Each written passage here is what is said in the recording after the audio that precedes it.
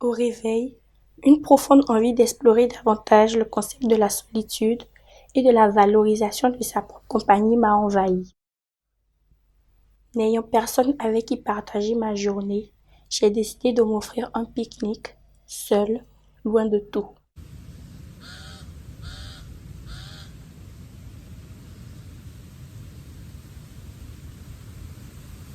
Dans mes moments les plus solitaires, j'ai parfois ressenti comme un poids sur le cœur. Cette sensation de me retrouver seule, loin du monde et de ses distractions peut être difficile à supporter. Les longues heures passées en silence peuvent parfois être accompagnées d'un sentiment d'isolement et de tristesse.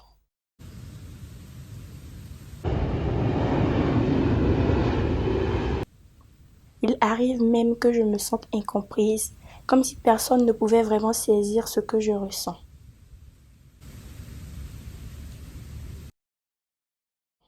Pourtant, au fil du temps, j'ai appris à apprivoiser la solitude. J'ai découvert qu'elle pouvait être une alliée précieuse. C'est dans ces moments-là que je me retrouve face à moi-même, avec mes pensées, mes émotions et mes rêves les plus profonds.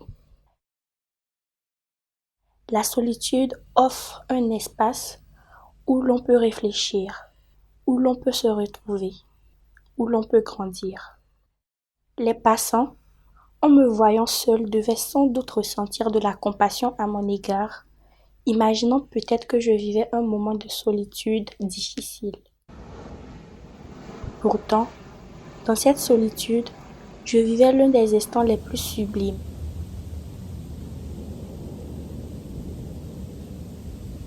Apprendre à aimer sa propre compagnie est un chemin parfois difficile, mais tellement enrichissant. Cela signifie se traiter avec gentillesse, prendre le temps de se connaître et de s'accepter tel que l'on est.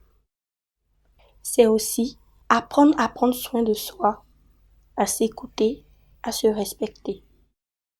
Ainsi, la solitude n'est pas toujours facile à vivre, mais elle peut aussi être une période de croissance et de découverte de soi.